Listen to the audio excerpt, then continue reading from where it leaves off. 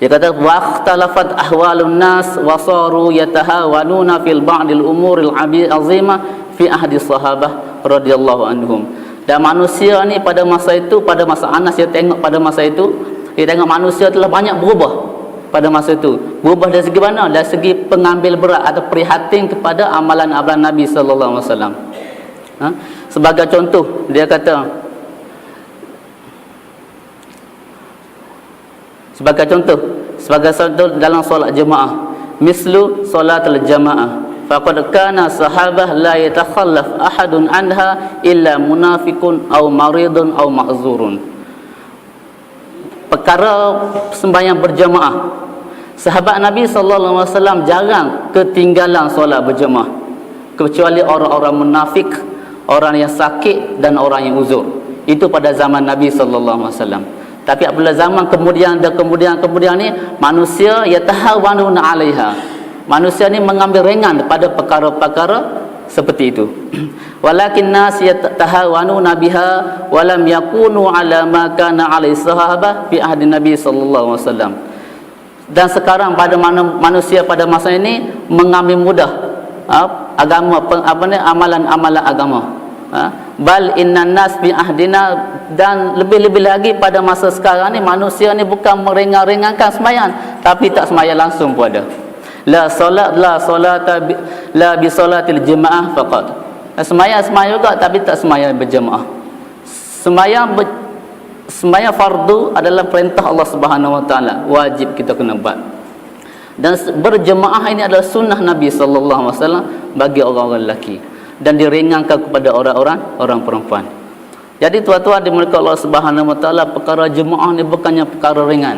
Yang sepatutnya kalau kita ada laki ke, kalau perempuan, kalau ada laki ke, ada anak laki ke, suruh mereka mai sembahyang berjemaah.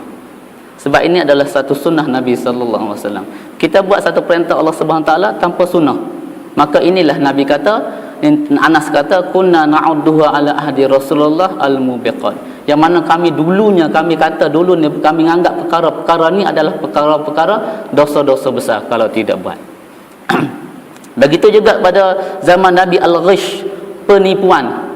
Pada zaman Nabi cukup besar, dan Nabi sallallahu alaihi wasallam bagi amaran dalam Sahih Bukhari, dalam Sahih Muslim, Imam Nabi kata, man ghasyana falaysa minni. Siapa man ghasya falaysa minni, sesiapa yang suka menipu ni, dia adalah bukan dalam golongan aku. Perkara tu cukup berat pada zaman Nabi sallallahu alaihi wasallam. Cukup berat, Nabi cukup berat.